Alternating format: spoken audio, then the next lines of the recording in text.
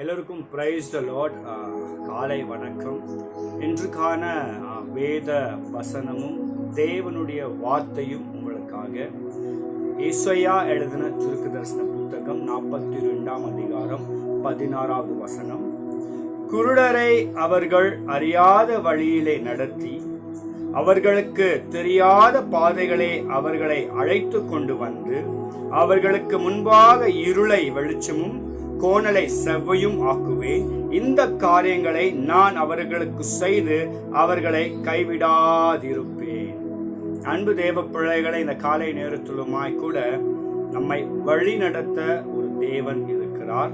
நமக்காக பாதைகளை உண்டாக்குற, தெரியாத பாதைகளை நமக்கு வெளிப்படுத்துகிற ஒரு தேவன் நமக்கு இன்று பாதைகளை காண்பிக்கிறார். அது மாத்திரமல்ல, நமக்கு முன்பதாக இருக்கிற எல்லா இருள்களை, எல்லா அந்தாகாரங்களை நீக்கி நமக்கு ஒரு வெளிச்சத்தையும் நம்மளோட வழிகளை, நம்மளோட காரியங்களை செவ்வைப்படுத்தி நம்மை கைவிடாத காக்கும் தெய்வம் ஒருவர் உங்களுக்கு இருக்கிறார்.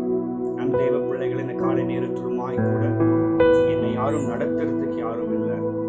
எனக்கு எந்த வழியும் தெரிய மாட்டேங்குது.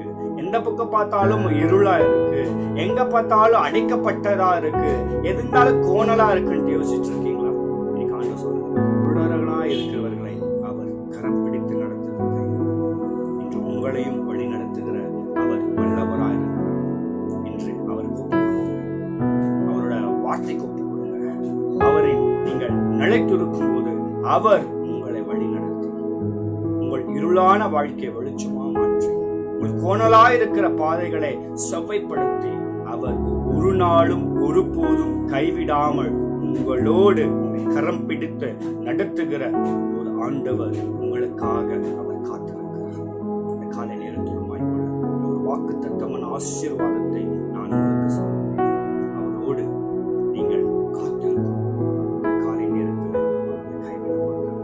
இந்த உலகம் நம்மளை கைவிட்டால், உலகம் நம்மளை புறக்கணித்தாலும், இந்த உலகம் நம்மை கேள்விக்குறியா மாற்றினாலும் கர்த்தர் சொல்கிறார், அவர் நமக்கு அறியாத வழியிலே நம்மை தெரியாத பாதைகளை நமக்கு கொண்டு போய் நம் இருளான வாழ்க்கை வெளிச்சமாய் மாற்றி நம் வழிகளை செவ்வைப்படுத்தி எந்நேரம் நம்ம